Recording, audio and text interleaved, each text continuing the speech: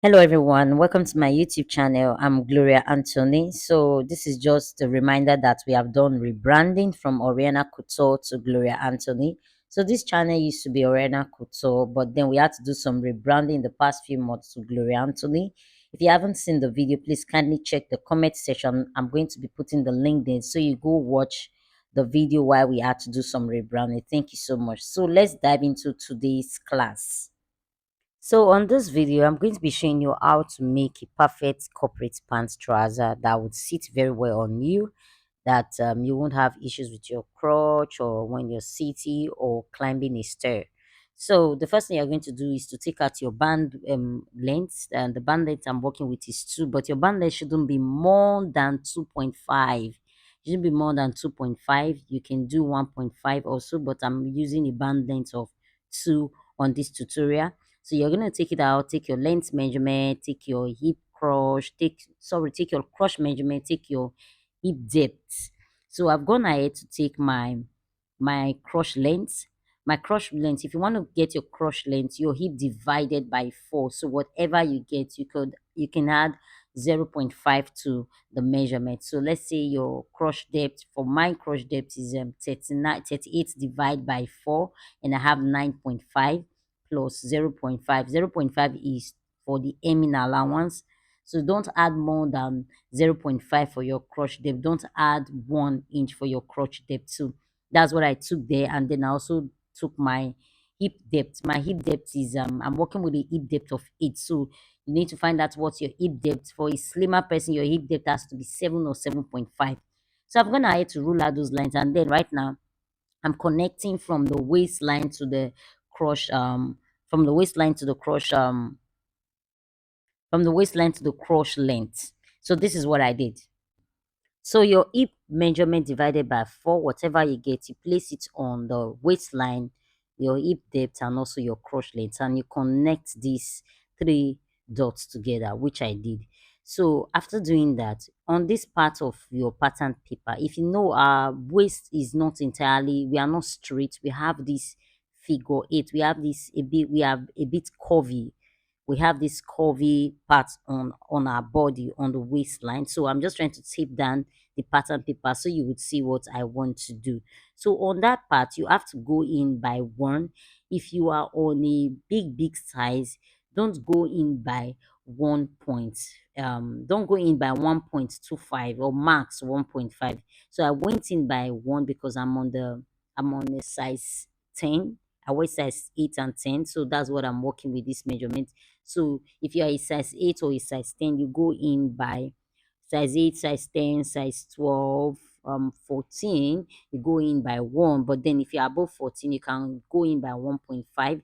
That's just to give that curvy look on your trouser after you are done sewing.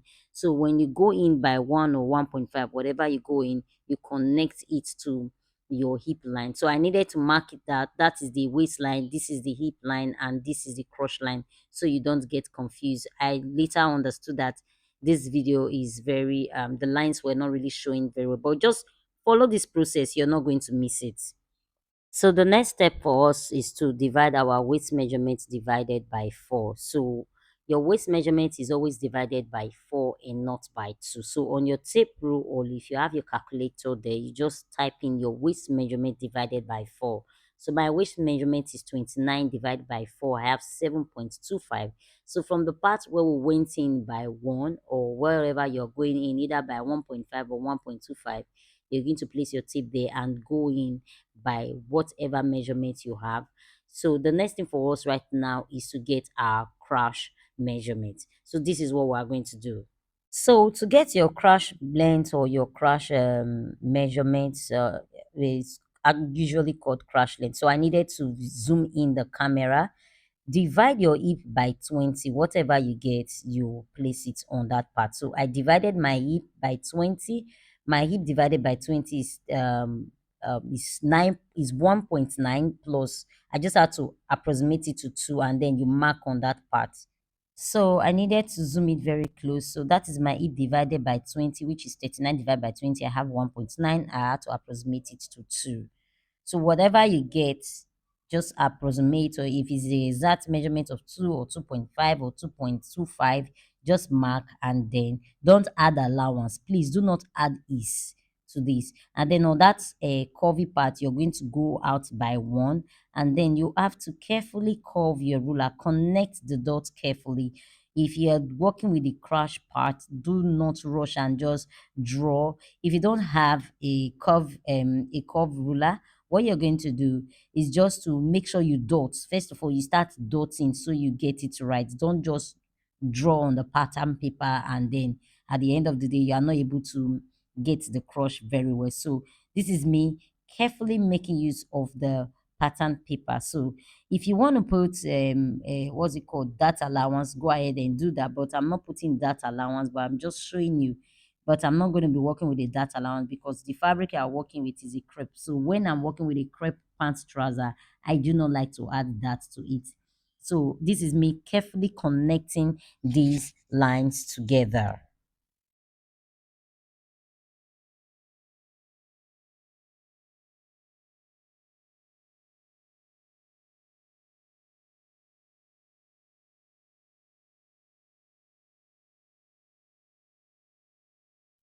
So the next step for us to do is to get our crease. The crease is the part where I think that's what people call ghetto on trousers. But you're going to see why we are doing our crease. I'm trying to get our crease line. This is because the kind of pant trouser we are working with is not the regular straight pant trouser. It's kind of free from the tie, from your tie. It's kind of free. So it's important to get the crease. But then I just realized that I had not marked to the end of the paper, which is very, very important for me. So I needed to mark that out. And then this part is my knee. So take out your whatever you have for your knee. Make sure you remove your 2 inches. If you notice, I have 2 lines for my knee.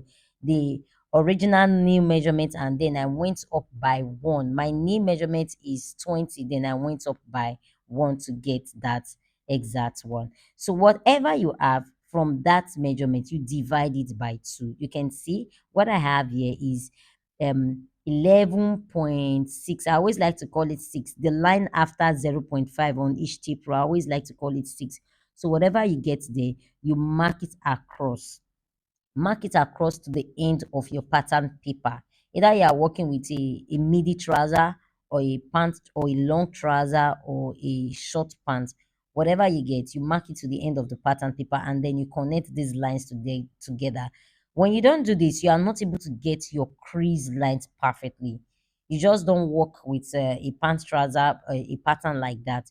This is very important because this is a guide for you to carefully draft out your crease measurements. And once you have been able to mark that out, you connect each of these lines together. When you are connecting, carefully connect and look properly, because sometimes this pattern paper can be very it can be shaky, and then you just need to look at for the lines that you've marked, and then you connect these lines together. So I'm done connecting them together, all the lines together. So the next thing for us to do right now is to get our crease line. To get your crease line, what you have there, divide it by 2 like I'm doing. Divide it by 2, and then you mark. You mark across on that line. You mark on your hip line. You mark on the length of your pants, and then you connect all the lines together. Please ensure you divide it properly, and then you mark. What I have there, I think I have about 5 point something, but then I can't see it. Whatever you have, mark across to the end of the pants trouser, like I'm doing so. So I'm done marking at the crease line, connecting all the dots together, as you can see. So the next thing for us right now is to start imputing all our measurements. So on the tie part, you're going to impute your tie measurement. If your tie measurement is 23 or 25 or whatever you have, you divide it by 2, not you divide it by 2. When you divide it by 2, what you have, you then place it on that part. You then place it on that part. Look carefully. Whatever you can see what I have right now, I'm placing it on that part for my thigh measurement. See, I needed to divide it into two places so you'll be able to see, because it's just a bit, but it was just a difference of 0.5. It was a difference of 0.5 if you look carefully. So while on the knee, your my knee measurement is 16. The 16 divided by 2, what do we have? We have 8. So you are going to place 4 on the other part and then 4 on the other part. That's going to give you 8. And then you take the same measurement that you have for your knee, you take it to the bottom of your pant trouser. But then make sure you connect from this part to your knee. So what I have on my knee, you can see me, I'm extending it to the bottom of my pants trouser. Like I said previously, follow this process. You are not going to miss it. There's no need taking the bottom of your client's trouser. There's no need. Whatever you have on your knee, just take it down. Except you want to extend it by choice. But this worked for me, and then that is why I'm following it. As you can see, I'm marking 4 on each side. This is because I want to connect them. I'm working with the exact knee measurement that I have. Whatever you have for yourself, you work with this. But also I would like you to take this into consideration. If you want to make a practice of this, please do a mock-up design. A mock-up design means do a sample. You can just pick a fabric that is not very expensive. You draft this out and then watch out for the result. That is how to practice, and that is how to become perfect in whatever you are doing. Just do a mock-up and then see the outcome of it. When you keep practicing, keep practicing, keep practicing all the time, you become used to the patterns. You become used to even have to draft it on a free hand. If I want to do this on a fabric, I can do that. But because this is a tutorial, I needed to take you through the process. If I want to do this on a free hand without doing it on a pattern paper, I can actually do by marking all the lines, knowing where to extend. But I just needed to take you guys through this process. And then what you have to do is start connecting your lines together like I'm doing. So make sure you connect your lines carefully, most especially on the knee part and on the crotch part. So I'm going to be getting my curve rulers to make sure I connect these lines together. I connect it perfectly. So I have my curve ruler here, and this is me trying to connect it. Please, when you are working with your curve ruler, it shouldn't be too curvy. Just watch the process that I'm working with. It shouldn't be too straight. Just do something that works, that would blend the lines together. Just the blending, that's what we are after, so that the trouser won't be you won't have a very funny look after sewing. Make sure you blend carefully. Make sure you blend in carefully. Make sure you blend in carefully.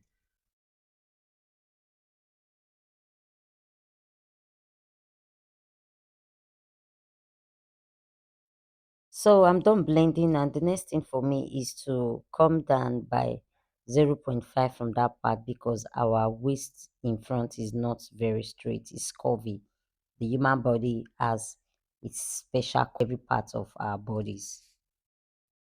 So I'm coming down by 0.5, and then I will connect it to the line. Please make sure you come down by 0.5 and connect it to the line. But then when you are done connecting on this video, I had to what's it called? I had to trim it off. Please don't trim it off until you are done with the back pattern paper, the back pattern drafting rather. Please don't trim it off.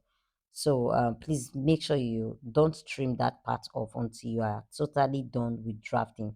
So right now, this is me trimming off the lines, the lines that will not be needed. But remember not to trim off the 0.5 that it came down from, like I mentioned earlier, because on this tutorial I trimmed it off, but I shouldn't have done that because it was a guide that I needed for the back. So this is it. So this is me trying to replace it back, because it was later I just realized that, oh, I shouldn't have trimmed that off because it was a guide. So this is me trying to replace it back so I'm able to get the guide that I need for the back pattern paper. Please do not trim yours off. You can see that I'm replacing it again because we need this as a guide to get our back crush line, so we won't have it short off from the back crush line, because we need to work with our original line. So on that part, you're going to go up by 2 or 1.5. Please don't go up more than 2.5. If you are on the big size, go up by 2.5. Let's say your hip is big, your back, your butt at the back is very, very, very, very, very big. Then you cannot go by 2.5. So if you're on the medium size, go by 1.5. Like I did, I went up by 1.5, not 2. And then you connect. So after connecting it to that waistline, so the next thing for us is to come out by 2. You start coming out by 2 on your crush line. You come out by 2. Don't come out by 3. Don't come out by 2.5. This coming out by 2 covers for both the zipper allowance, the weaving allowance, and everything on that part of the crotch. And on this part of your crotch for the back, you come out by 2. You come out by 2. What you have for the back, for the front, you replace it. You come out by 2 on that part, like I did. Remember, we came out by 2 for the front crush, so on the back you replace the same thing, and then you connect carefully. Like I mentioned, when you are working with your crush, at this point I needed to fast forward the video because I noticed that this video is very lengthy, so I don't have to bore you. Apologies that it took a lot of time. But then if you are connecting this, please make sure you work carefully with your curve ruler. You can see how neat I had to connect it. And on this part, you don't just draw it how you want to draw it. You also draw it straight on that part. So this part of the crush line, now this is the way, this is where you have to put just your allowance. You don't put your allowance at the side, you put your allowance on this part of the crush. So what I'm going to do, this is by choice, you either come out by 2 or 1.5 or 1. But because we are working with the stretchy fabric, I'm not going to be coming out with by 2 2 inches. I'm going to be coming out by 1.5. I think I did 1.5 there because this covers for both the weaving and the joining of the fabric. Remember, we are going to be doing a slash and spread for this fabric. That is why I'm not coming out with a whole lot of allowance. Just watch out what I'm doing. On those parts, I came out by 0. I came out by 1.5. I came out by 1.5 till the end of the pant trouser on this part. You can see I came down by 1.5 to the end. So I'm going to connect these lines together carefully. When you are connecting, connect it carefully. There's a part where you have to use a straight rule. There's a part where you have to use not so a straight rule. Like this part is not really a very, very straight rule that I will be needing because of where the curve is coming from. So you need to really take note of that. Your pattern, your curve rulers are for different purpose. Not everything you have to use for a straight ruler. So you can see this particular pattern ruler had to work perfectly for that. So this is me using the straight ruler to draw a straight line on the edge of the pants. So right now, that'll be all for this part of the trouser. So the next thing for us is to start cutting out. But do not forget that we are not adding allowance at the side. But mind you, yeah, this is where the crease is coming to take place. This is where we'll be um putting in our crease line. This tool I'm holding is for you to create your crease line by um just doing what I'm doing by pressing it on the pattern paper, because what you are doing on the front pattern paper is going to appear on the back pattern paper like I'm doing. Do not apply too much pressure so you don't tear your pattern paper. You're just going to take it gradually. Remember, that part is our knee. We are not going to be stopping there. We are going to be taking it up. So this is now your choice. Depends on how you are coming down from your thigh, from your crush line. Either you're coming down 3 or you are going up by 7. You're coming down by 3.5 or 3. So this is by your choice, because it is from that part that we are doing our our slash and spread, where we'll have to slash the trouser to that's the pattern paper for the trouser. So you can see I'm trying to get my rulers together and then rule it. So I'm trying to get I think I had to work with 3.5, because from my waistline to that part will be tight on me, and this is where the freeness of the pant trouser is going to start from. So make sure you get your I don't know what they call this. If you know it, you can just tell us on the comment section. You press it on your pattern paper. Don't apply too much pressure, so that the reason why we are doing this is that so that we'll have the same line at the back, and it's going to be easy for us to trace our crease line for the back pattern paper. And when we are cutting, then we'll cut carefully. So you see this part, I had to also do that. So just watch carefully on how I'll be cutting this out for both the front and the back pattern paper. Thank you.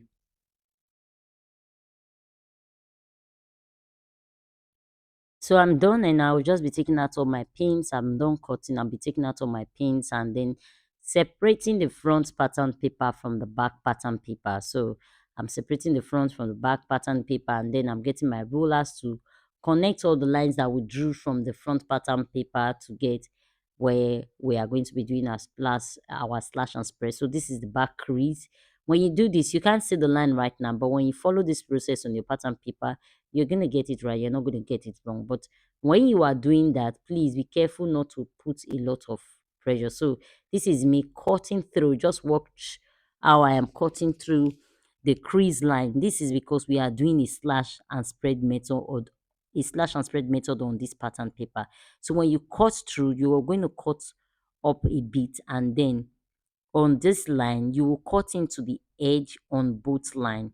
You are going to do this for both the front and the part, and you are going to do this for both the back pattern paper and then the front pattern paper. So I'm going to put this aside and then get my front pattern paper to do the same thing. So just wash through.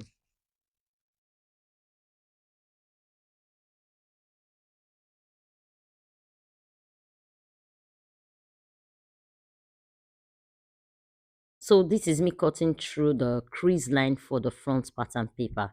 Remember, we've done that for the back pattern paper. So this is me cutting through the crease line for the front pattern paper. What you did for the back pattern paper, replicate the same thing for the front, and you're not going to miss it. So that will be all for today's tutorial.